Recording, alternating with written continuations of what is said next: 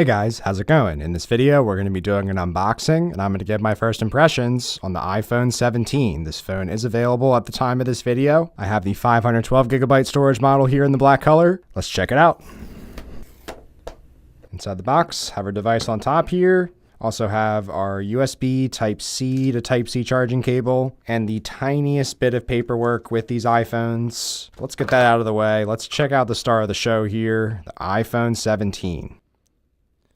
Once again, we finally have a base iPhone that is honestly worth covering here on the channel now because it now finally has ProMotion 120Hz refresh rate. It is something that has been holding me back on the past iPhones. I tried last year's iPhone 16 Plus and returned it because I couldn't stand the 60Hz refresh rate for the $1,000 price I paid for that phone. So I'm so glad to see the 120Hz here on the base iPhone, and there is still a lot here going on with this iPhone 17. Even though it isn't the Pro model. We're just missing the telephoto lens. There's a little bit of an inferior Type-C port on it. But aside from those two aspects, we still have the camera control. We still have the action button. Everything is still as you'd expect here. We just have the A19 chip in this instead of the A19 Pro. But this iPhone 17 is definitely the best value option out of all the iPhones, especially with the iPhone Air coming out here. There are some benefits on this 17 over the Air despite this being less expensive. But this 17 has a much lighter weight. So put this on my scale, coming in at just 176 grams. Compare that to the similarly sized Pro model. It's coming in over 200 grams, 205 grams. It's a noticeable difference here,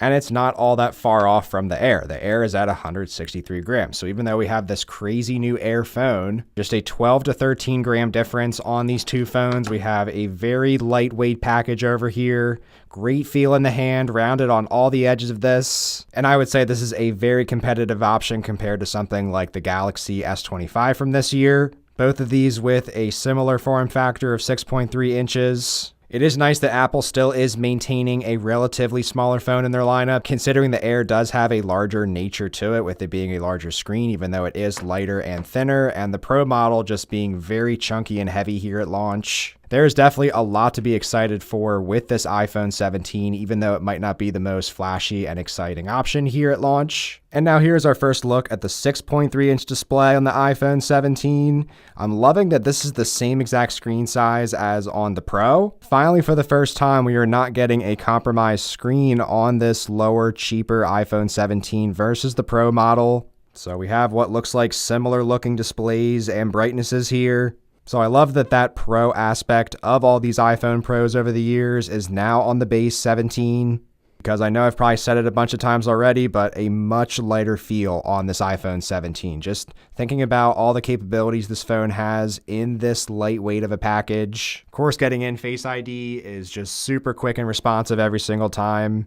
And a quick side-by-side look with the iPhone Air having a 6.5-inch display. You are definitely giving up some screen real estate on this iPhone 17, but again, with it being pretty similar weight to this Air, while having extra functionality and a lower price, is honestly pretty tough to pass up this year on the iPhone 17 unless you absolutely need a larger display phone. Taking a look at the rear cameras for the 17, we do have the ultra-wide here that we don't have on the iPhone Air. However, no telephoto lens on this, so there's also a 2x zoom option in Apple's viewfinder, but everything beyond here is just going to be digital quality, and it maxes out at a 10x digital zoom. The Pro can zoom up to 40x. This has just the 10x, and the zoom is a lot more capable and versatile on the Pro. But I'd say keep in mind, is it worth that to you? Because the weight savings on this iPhone 17, and obviously the money savings as well, I feel like this iPhone 17 is just the best value proposition by far. I'm liking the smaller size, lighter weight on this while still having most of the 17 Pro's features, really just with the exception of not having the telephoto lens on the back. One thing I'm not entirely wild about on this iPhone 17 is that this is the black color. However,